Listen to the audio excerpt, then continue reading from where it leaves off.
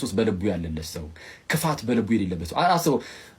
ወደዚህ ወደዛ እያለ እየተጫወተ እየሳቀ ምናምን እየተቃለደ ምናምን ግን ውስጡ ክፋት ከሌለ ልቡ ንጹህ ከሆነ እርሱ እግዚአብሔርን ያየዋል። ልበ ንጹሐን ብፁዓን ናቸው አለ።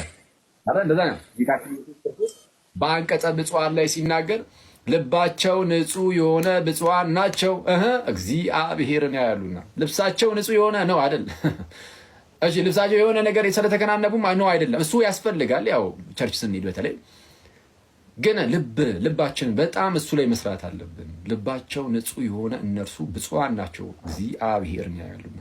ስለዚህ ሰው እግዚአብሔርን የሚያየው በአይነ ልቦ ነው፣ በልቦ ነው አይን ነው።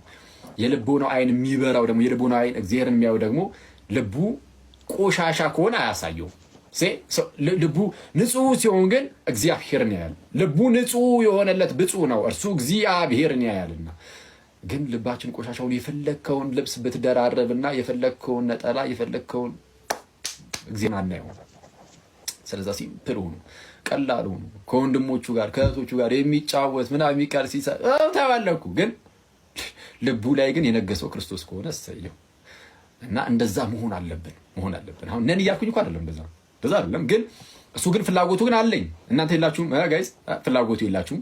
ክርስቶስ በልባችሁ ውስጥ እንዲነግስ እንግዲህ እንደዛ አስባለሁ። እኔ እንግዲህ እንደዚህ አይነት እንትን ያለኝ ፍላጎት ነው ያለኝ እና ተመሳሳይ ፍላጎት ነው ያለን እዚህ ጋር ተሰባሰብን። ስለዛ እንደዛ ከሆነ በቃ በልባችን ክርስቶስን እንድንይዘው እርሱ እንድንናፍቀው ጋይስ፣ ተስፋችን እርሱ ብቻ ነው።